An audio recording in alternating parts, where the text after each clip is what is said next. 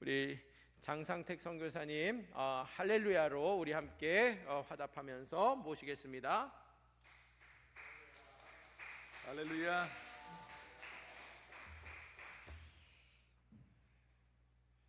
네, 반갑습니다.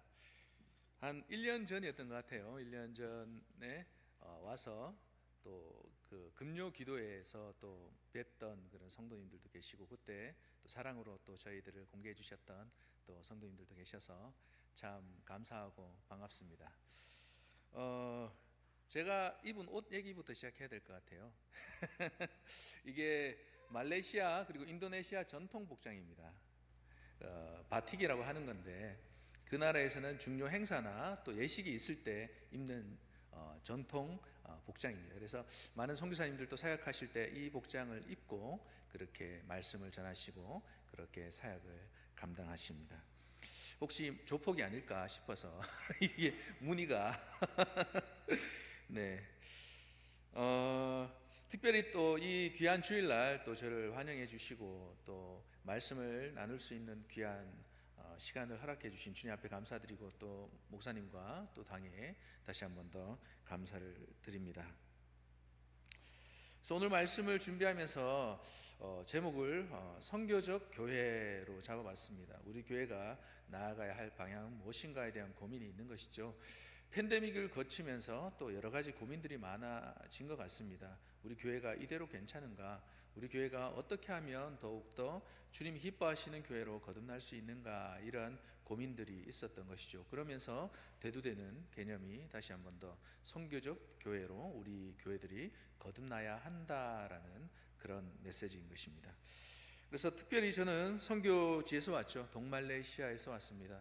목사님께서 소개해 주셨듯이 저는 OMF라는 선교단체에서 함께 협력 사역하고 있습니다. OMF는 160년 전에 허드슨 테일러 선교사님이 중국에 들어가셔서 세우셨던 단체이기도 합니다. 그래서 선교단체들 중에서는 가장 역사가 있는 단체이기도 하고, 또 가장 여러 가지 현지 문화에 잘 녹아들어서 그렇게 사역하는 단체이기도 합니다. 그 단체 파송으로 지금은 동말레이시아에 가서 또 사바 신학교에서 사역을 하고 있고, 또 주말마다 여러 부족 마을들을 방문하면서 하나님의 말씀을 증거하고 있습니다. 이런 저를 하나님께서 또 부르셨죠. 사실 저는 불신자 가정에서 태어났습니다. 불신자 가정에서 태어나서 예수님을 믿는 과정이 그렇게 순조롭지는 않았습니다. 많은 핍박을 받았죠. 그런데 저희 불신자 가정이었지만 저희 가정이 또 가난하기도 했습니다. 저희 부모님께서 시골에서 올라오셔서 울산이라는 도시에 정착하시면서 노동자들이 사는 공단지대 근처에 자리를 잡으셔서 말레이시아 가면 롱하우스라고 긴 집이 있거든요. 그래서 긴 집에 칸칸이 사람들이 사는 그런 집처럼 생긴 집에서 저희도 울산에서 그렇게 처음에 정착했던 것 같습니다. 그래서 그런 가정에서 자랐고, 또 제가 10살 되던 해에 저희 부모님이 또 헤어지셨습니다. 저희 어머니께서 또 다른 분과 또 눈이 맞으시면서 집을 나가시게 됐고, 그렇게 깨어진 가정이라고 하죠. 그런 깨어진 가정에서 자랐고, 또 가정폭력이 심했었고, 그런 집안에서 자랐어요. 복음을 알지 못하는 그야말로 비참한 삶이었죠. 비참한 삶이었고, 그 누구도 관심 가져주지 않고 그 누구도 사랑해주지 않는 그런 삶이었습니다. 심지어 친어머니마저 버리는 그런 버림받은 그런 삶을 살았던 저에게 주님께서 찾아오셨습니다. 어찌 보면 정말 그 누구도 가치 있게 여기지 않는 그런 어린 소년이었죠. 그런 어린 아이, 그냥 천방지축의 그런 아이를 주님께서 찾아오셨고, 어떤 권사님을 보내셔서 복음을 전하게 하셨고, 또 전도를 받아서 교회를 나가게 하셨습니다. 그리고 그 교회에서 생활을 하면서 많은 사랑을 받았어요. 많은 분들의 환대를 받았고 사랑을 받았습니다. 양육을 받았고, 말씀 앞에서 다시 한 번 더 나를 사랑하시는 주님을 깊이 있게 경험할 수 있게 되었던 것이죠. 그런데 예수님을 만나고 보니까 제 삶이 어떻게 변화가 되었냐면요, 예수님을 만나기 이전에는 그저 어머니에게서 버림받은 가여운 아이였습니다. 저희 고모님들이 저를 볼 때마다 제 얼굴을 쓰다듬으시면서 아이고 불쌍한 놈 하면서 막 우셨거든요. 그런 버림받은 불쌍한 아이, 그리고 가난한 집안의 아이, 그리고 예수 믿지 않는 가정에서 자란 아이, 관심을 별로 받지 못하는 그런 아이였지만 주님께서 저를 만나 주시고 저를 변화시켜 주시면서 하나님의 사랑을 받는 자녀로 만들어 가셨습니다. 하나님 안에서 새로운 정체성을 부여하셨고 하나님 안에서 새로운 비전들을 보여주셨던 것이죠. 제 삶에는 소망이 없었지만 하나님 안에서 발견되어진 소망은 정말 가치 있는 것이었습니다. 하나님께서 저를 그렇게 만들어 오셨다라는 것을 먼저 말씀드리고 싶고요. 특별히 오늘 영상을 보면서 또 그 광고 영상이 있었지 않습니까? 주일학교, 그리고 지하실을 내려가면서 있는 아이들의 얼굴을 보면서 이 교회는 다음 세대가 있는 교회구나라는 생각을 하게 되었습니다. 많은 아이들이 오고 많은 아이들이 주위에 있는 많은 아이들이 와서 말씀을 들을 수 있는 이 교회는 다음 세대가 살아있는 교회구나라는 생각이 들었어요. 그래서 제가 전사님에게도 듣고 또 목사님께도 들었지만 이 근처 초등학교의 대부분의 아이들이, 많은 아이들이 또 우리 장흥교회를 출석한다고 들었습니다. 그 중에는 천방지축 아이들도 있고 또 저와 같은 어렸을 때의 그런 경험들, 깨어진 가정과 또 그런 결손 가정, 그리고 힘든 환경 가운데 있는 아이들도 있다라고 제가 들었습니다. 여러분들 그 아이들을 환대해 주시고 또 사랑해 주셨으면 좋겠어요.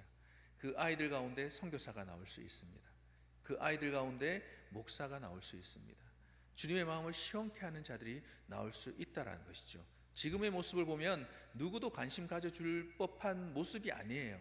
천방지축입니다. 마음껏 떠들고 뛰어다니고 그런 아이지만 주님이 그 마음 가운데 들어가시면, 그 아이들이 주님 앞에서 깨어지기 시작하면 그 아이들은 복음의 용사로 거듭나게 될 것입니다. 그러니 우리 장흥교회가 그렇게 오는 아이들을 더욱더 품어주시고 안아주시고 사랑해주시고 지원도 팍팍 해주셔서 우리 아이들이 정말 주님을 깊이 있게 만나는 놀라운 은혜의 현장이 되어지기를 간절히 소원합니다. 저와 제 아내는 20살 초반에 선교의 비전을 받았습니다. 선교의 비전을 받아서 각자 따로 만나기 전에 선교의 비전을 받았어요. 그런데 만나기 전부터 가졌던 동일한 기도 제목이 있었습니다. 저도 그렇고 제 아내도 그렇고 저희가 결혼하기 전부터 동일하게 가졌던 기도 제목은 뭐냐면 그 누구도 가지 않는 곳에 가겠습니다 라는 기도 제목이었습니다. 하나님, 저희는 누구나 쉽게 결정할 수 있고 누구나 쉽게 갈 수 있는 곳은 가지 않겠습니다 라는 기도 제목이 있었는데, 저희가 결혼하고 나니까 둘 다 같은 제목으로 기도를 하고 있었더라고요.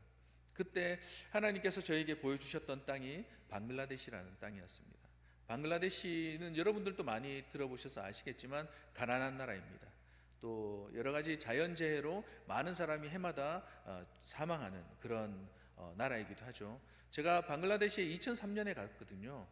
근데 2007년에 태풍이 하룻밤을 스쳐 지나갔는데 하룻밤만 딱 스쳐 지나갔는데 4,000명이 넘게 사망을 했습니다.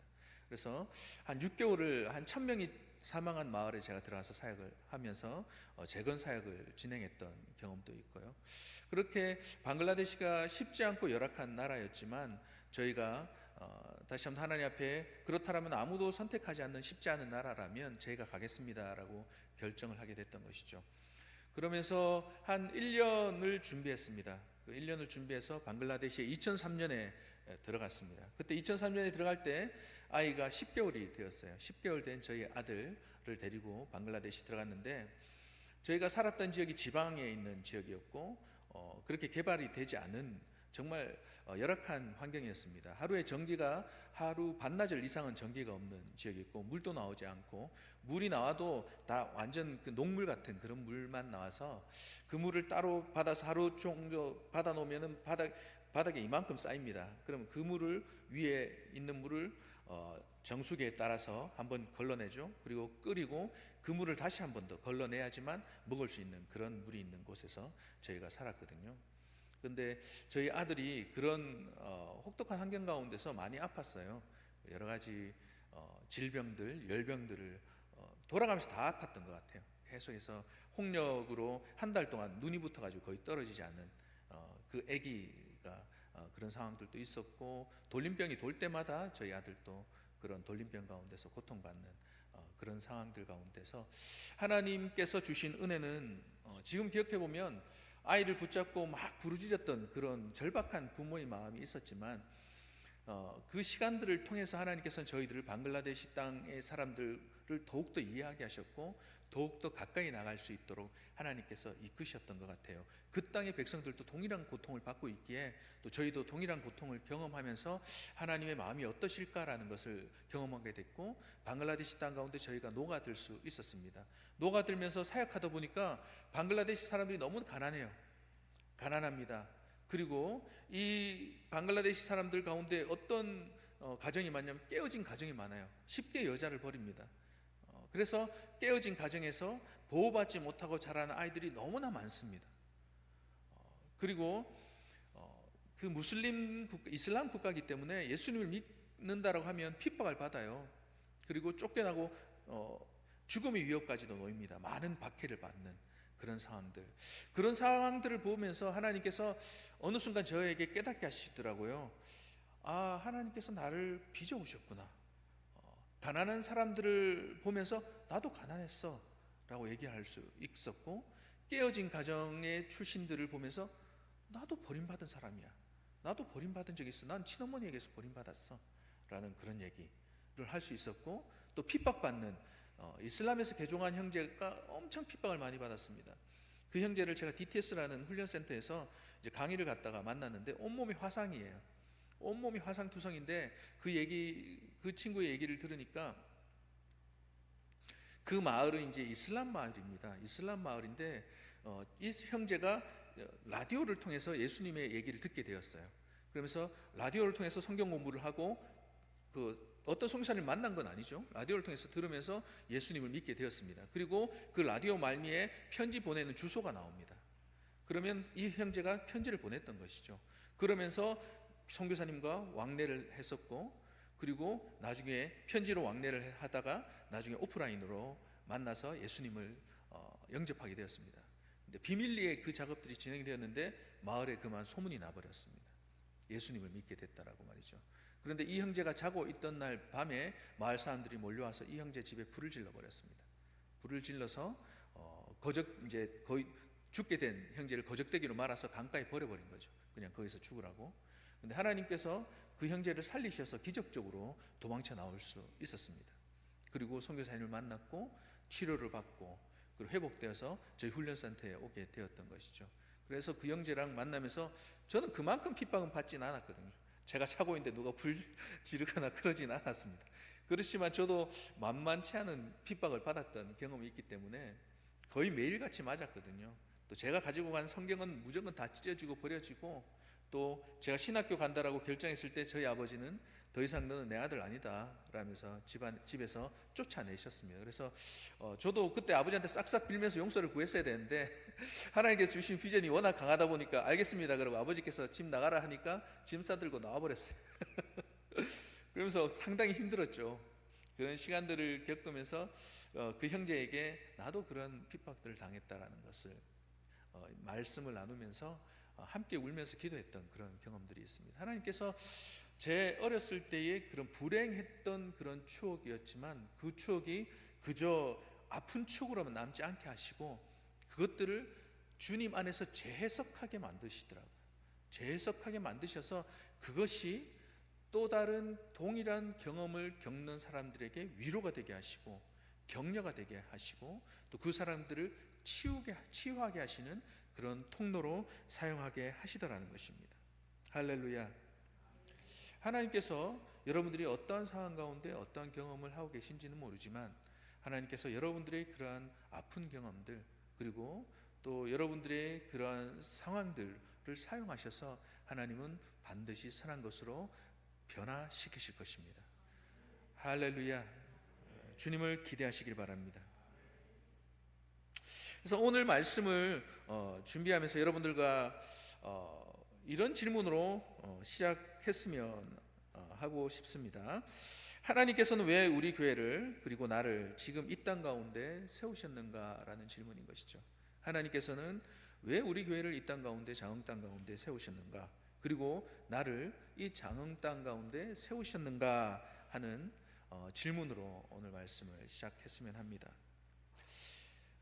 그 대답은 여러분들이 한번 찾아가 보시기 바랍니다. 하나님께서 왜 나를 세우셨고 우리 교회를 이 땅 가운데 세우셨는가?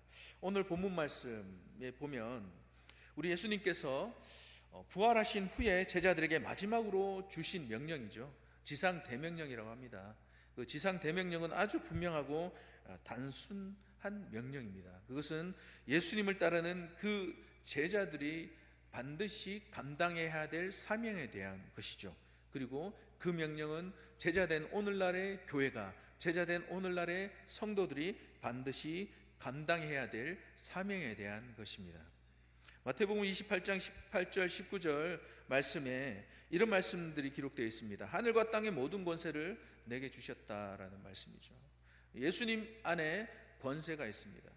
예수님 안에 권능이 있습니다. 그 예수님께서 그 권능을 가지고 우리에게 명령을 하셨다라면 그 권능이 우리와 함께 역사하게 되는 것입니다. 할렐루야. 우리는 능력이 없습니다. 그렇지만 우리가 주님께서 권능을 가지시고 그 권능으로 우리에게 명령을 하신 것, 그것을 따른다라면, 그 명령 가운데 우리가 있다라면 주님의 권능이 동일하게 우리에게 임한다라는 것이죠. 할렐루야. 그것은 죽은 자를 살리는 권능입니다. 생명이 없는 자가 생명을 얻게 하는 권능인 것입니다.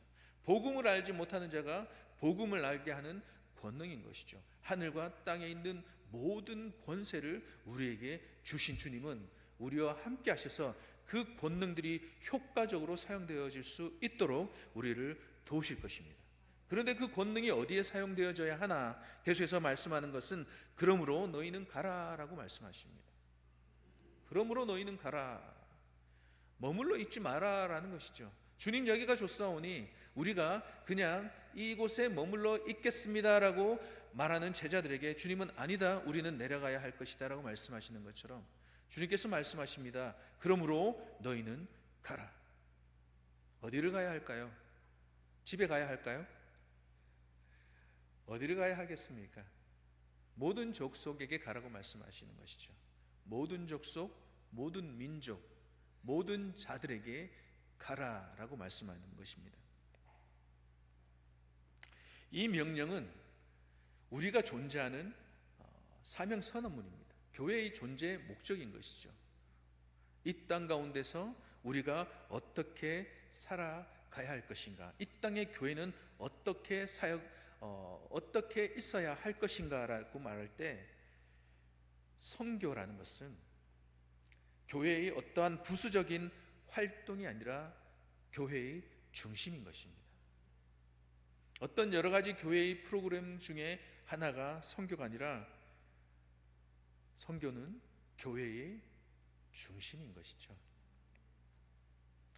교회는 존재하는 순간부터 선교하는 선교적 정체성을 가져야 하는 것입니다. 바로 복음이 세상 속으로 흘러 들어가는 통로여야 한다라는 것이죠. 우리 교회를 통하여서 복음이 세상 가운데 흘러가고 있는가? 자원교회를 이 땅 가운데 세우셨는데, 나를 이 땅 가운데 세우셨는데, 교회라고 부르셨는데, 과연 우리를 통하여서는 복음이 이 장흥 땅 가운데 흘러가고 있는가? 진지한 질문을 던져보아야 한다는 것이죠. 여러분들 모두에게 다른 나라 또 정글이나 그런 오지에 가서 선교를 하라라고 말씀을 드리고 있는 것이 아닌 것이죠. 제가 선교지에서 돌아와서 여러 교회들을 방문할 때마다 많은 성도님들이 묻는 질문 중에 하나가 있습니다. 선교사님, 어떻게 그렇게 어려운 지역에 가서 선교를 하실 수 있어요? 사모님은 힘들지 않은지, 아이들은 힘들지 않은지. 정말 대단하십니다. 그런 헌신을 그렇게 젊은 시절부터 하시다니 대단하십니다라고 그렇게 얘기하시고 질문하시는 분들이 많이 계세요. 그때마다 제가 대답하는 것은 저는 대단한 사람이 아니고요, 저는 있어야 할 자리에 있는 사람입니다.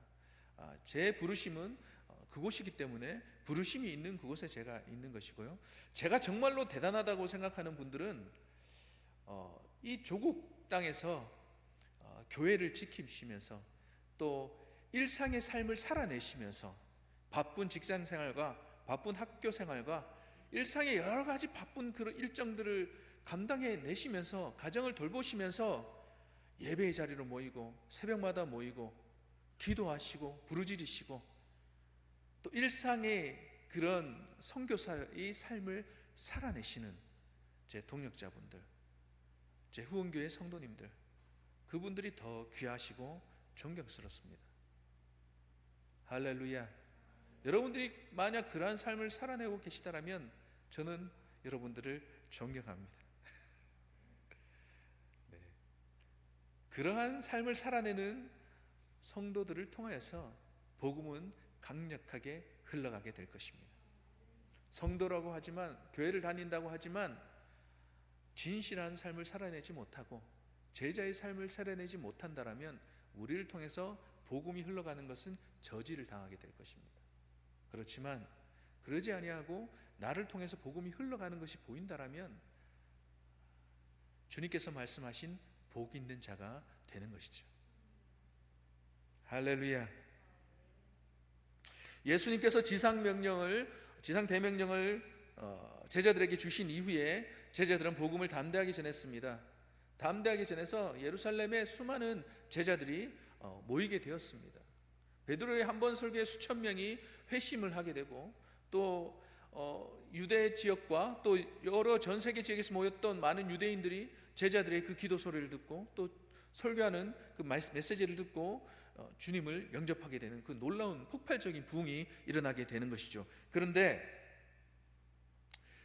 그 복음이 예루살렘에만 머물기를 주님은 원치 않으셨어요. 그래서 그 예루살렘을 통해서 폭발적으로 일어난 그 부흥을 주님은 전 세계로 옮기기를 원하셨습니다. 그래서 예루살렘 교회를 흩어버리셨습니다. 흩어버리시면서 제자들이 나아간 것은 온 유대 지역으로 나아갔죠. 온 유대 지역으로 나아가고 사마리아 지역까지 나아가고 그리고 땅끝까지 나아가게 된 것입니다. 그래서 그 수많은 지역들을 다니면서 많은 제자들이 복음을 증거했고 또 교회들이 세워지게 되었습니다. 신약 성경에서 보는 초대 교회 중에 가장 선교적인 정체성이 강한 교회를 들자면 안디옥 교회라는 교회를 들 수 있을 것입니다. 사도행전 13장에 나와 있는 소개되어져 있는 교회인데요. 이곳에도 예루살렘에서부터 온 제자들이 그 땅에 이르러서 많은 이방인 신자들에게 복음을 증거했습니다. 그리고 그 복음을 들은 이방인 신자들이 모여서 교회를 이루게 되었던 것이죠. 그리고 이 안디옥 교회에서 비로소 제자들이 그리스도인이라 칭함을 받게 된 것입니다. 그리스도인, 예수를 믿는 자들, 예수를 믿는 삶을 택한 자들이라는 것이죠. 그래서 그리스도를 따르는 자들이라는 소문이 나게 되었고, 이 교회는 그 이후에 어떠한 교회의 모습을 보이게 되냐면 사도행전 13장 한번 말씀을 보겠습니다. 사도행전 13장 2절 말씀 제가 일부만 읽어드리겠습니다. 내가 불러 시키는 일을 위하여 바나바와 사울을 따로 세우라라고 말씀하고 있죠. 이 교회는 바나바와 사울을 따로 세워서 무엇을 했을까요? 선교사로 파송을 했습니다. 신약 성경에 나오는 최초의 선교사 파송 사례가 바로 이 사도행전 13장 말씀인 것이죠. 그런데 이들을 바나바와 사울을 따로 선교사로 세운 이유는 바나바와 사울이 탁월한 말씀을 가르치는 자들이기도 했죠. 그렇지만 그것 때문은 아니었습니다. 그들이 어떤 재능을 가졌기 때문이 아니라 안디옥 교회 성도들이 먼저 무엇을 했냐면 모여서 기도를 했다라는 것이죠. 그들은 모여서 기도했습니다. 금식했습니다. 그리고 주님의 음성을 들었습니다. 그때에 주님께서 말씀하셨습니다. 바나바와 사울을 따로 세우라. 기도하는 교회, 모여서 하나님의 음성을 구하는 교회, 그 교회 가운데 하나님의 비전이 주어지는 것입니다. 우리 자원교회는 기도하는 교회라고 믿습니다. 기도를 열심히 모이시는 것을 제가 보았습니다. 간절히 부르짖으시는 것을 제가 보았습니다. 이런 교회 가운데 반드시 주님의 비전이 임할 줄로 믿습니다. 안디옥 교회 가운데 주님의 비전이 임했죠. 주님의 음성이 들려졌습니다. 바나바와 사울을 따로 세우라. 그리고 안디옥 교회는 그들을 파송했습니다. 선교사로 말이죠. 그래서 그들은 선교사로 파송받아서 지중해 연안의 많은 지역들을 다니면서 교회들을 개척했습니다. 특별히 사도 바울, 저는 사도 바울을 너무나 사랑합니다. 존경하고, 그래서 사도 바울의 서신서를 읽고 연구하고 묵상하는 것을 너무나 좋아합니다.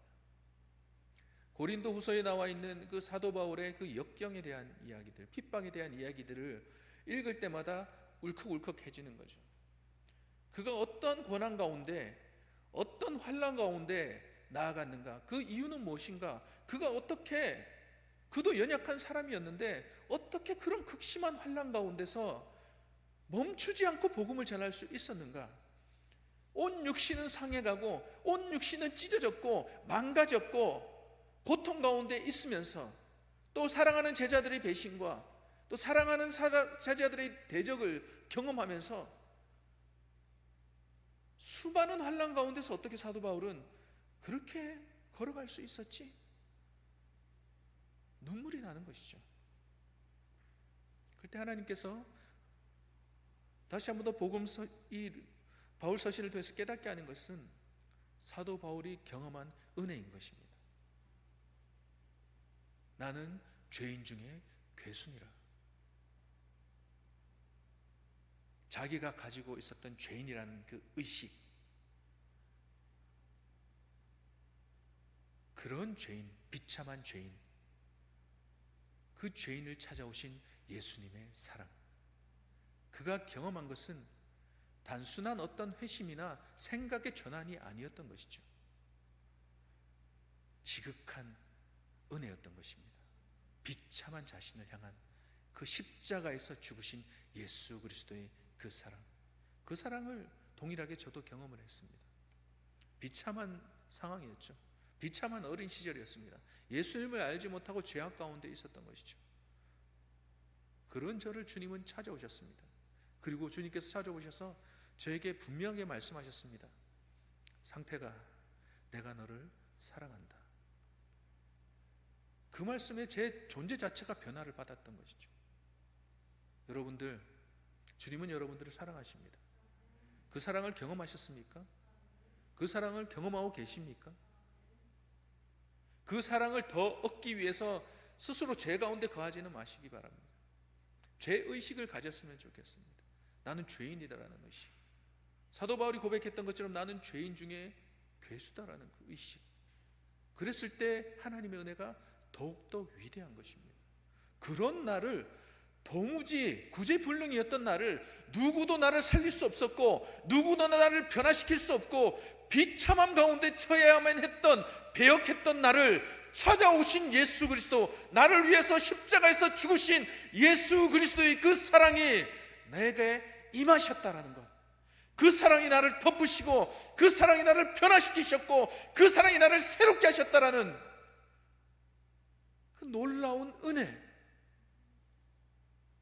그 은혜를 경험한 자는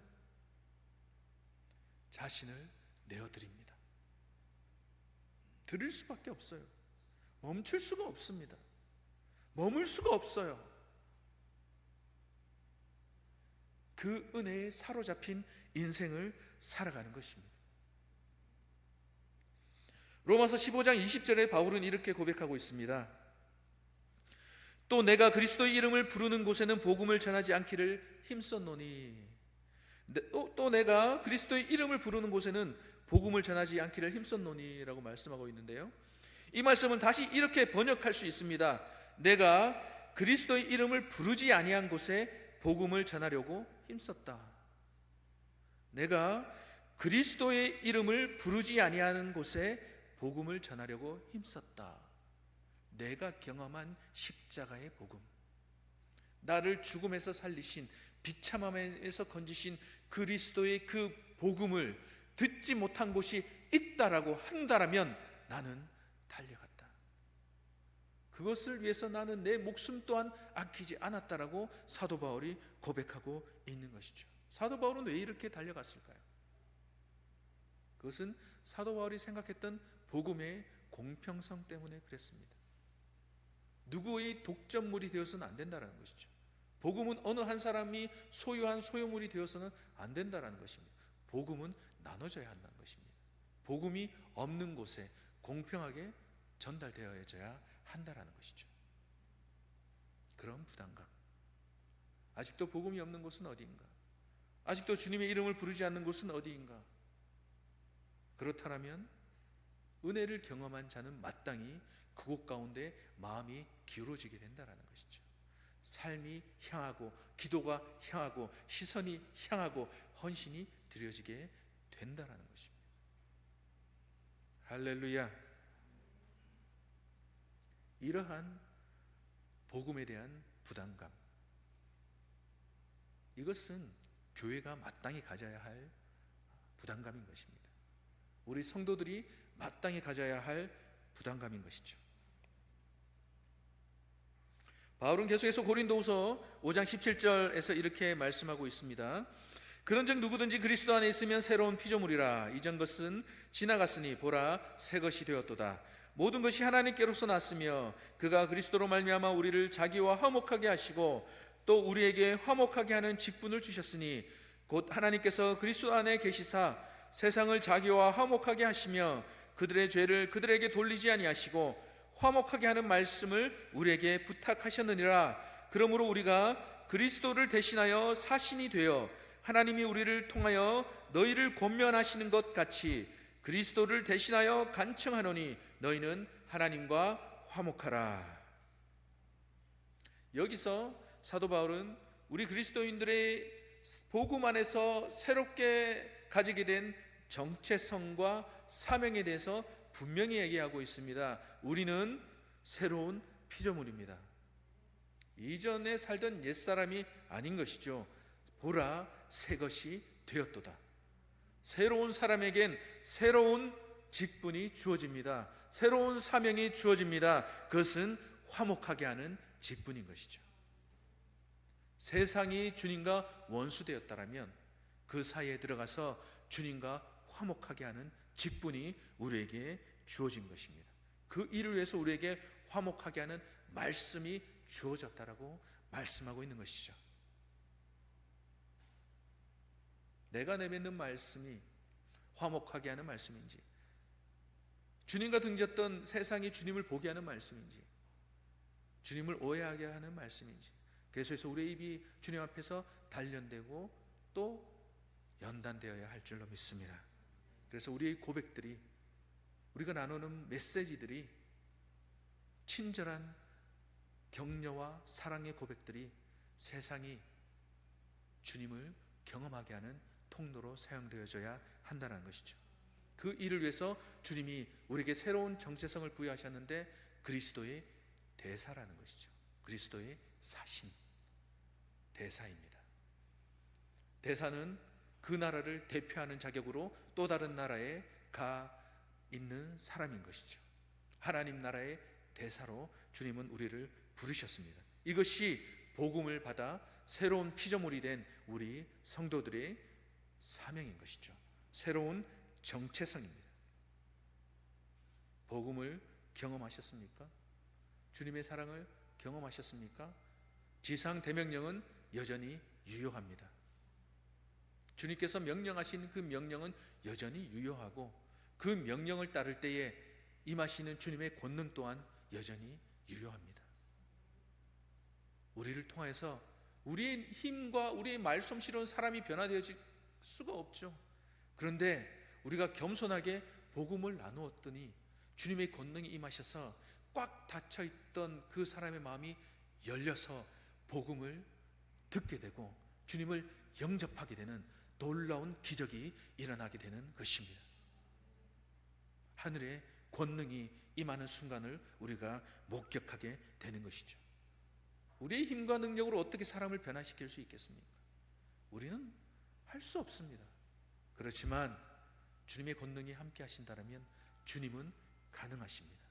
주님은 전능하십니다. 그 전능하신 하나님께서 불가능을 가능케 하신다는 것이죠. 여러분들에게 주님은 선교적 사명을 맡기셨습니다. 그렇다면 이 장흥교회, 이 장흥 땅에 있는 성도로서 우리는 어떠한 선교적 사명을 감당해야 할까요? 여러 가지 복잡한 환경 가운데, 그런 현실 가운데 여러분들 삶을 살아내고 계시다라는 건 잘 알고 있습니다. 자녀들의 교육 문제도 있고요, 경제적인 문제도 있고, 또 건강상의 이유도 있고, 여러 가지 걱정들도 많이 있습니다. 그런 상황 가운데 나는 선교적 사명을 어떻게 감당할 수 있을 것인가? 하나님은 특별한 것을 원하시지 않습니다. 여러분들이 있는 그 자리에서 선교적 사명을 감당하길 원하신다라는 것이죠.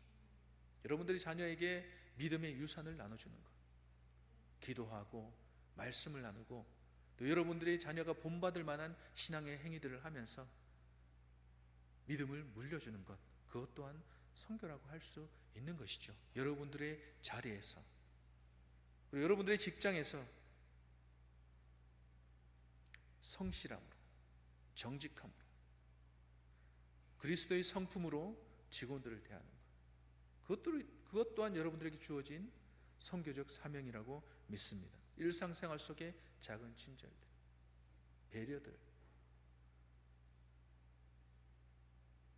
우리 장흥교회에 주일학교, 성경학교와 또 청소년부 수련회가 있습니다. 예수 믿지 않는 아이들이 많이 온다라고 제가 들었습니다. 그 아이들을 어떻게 대해야 할까요? 사랑으로 맞아주시고 그들을 사랑으로 섬겨주시길 바랍니다. 그랬을 때 그 아이들에게 제가 초반부에도 말씀드렸듯이 그 아이들 중에 예수님을 영접한 아이들이 나오고, 선교사가 나오고, 또 복음으로 삶을 살아내는 멋진 그리스도인이 나오게 될 줄로 믿습니다. 이제 여러분들 차례입니다. 복음에 감격하셨다라면 그에 합당한 삶을 살아내시는 것, 그러한 성도들이 장흥교회에 모이고, 장흥교회는 그런 성도들의 마음을 모아서 또 해외 선교와 또 여러 가지 사역들을 감당하게 되는 귀한 선교적 교회로 거듭나게 되시기를 예수 그리스도 이름으로 간절히 축원드립니다. 함께 기도하시겠습니다. 거룩하신 하나님, 감사합니다. 오늘 이 시간 저희들 가운데 다시 한번 하나님의 말씀으로 도전해 주셔서 감사합니다. 사랑하는 장흥교회 우리 성도님들 한 분 한 분 주님께서 만져주셔서 하나님의 사랑으로 다시 한 번 더 놀랍도록 변화되어질 수 있도록 도와주시옵소서. 하나님의 자비하심과 은혜가 얼마나 큰지 더욱더 깨닫게 하여 주시고, 그 은혜에 감격하여서 하나님 화목하게 하는 직분 잘 감당할 수 있도록 주님 역사하여 주시옵소서. 일상에서 선교사적 삶을 살아낼 수 있게 하여 주시고, 또 함께 마음을 모아서 하나님 위대한 지상 대명령을 이루는데 귀하게 쓰임받는 우리에게 될 수 있도록 주님 역사하여 주시옵소서. 감사드리며 예수님 이름으로 기도드리옵나이다. 아멘.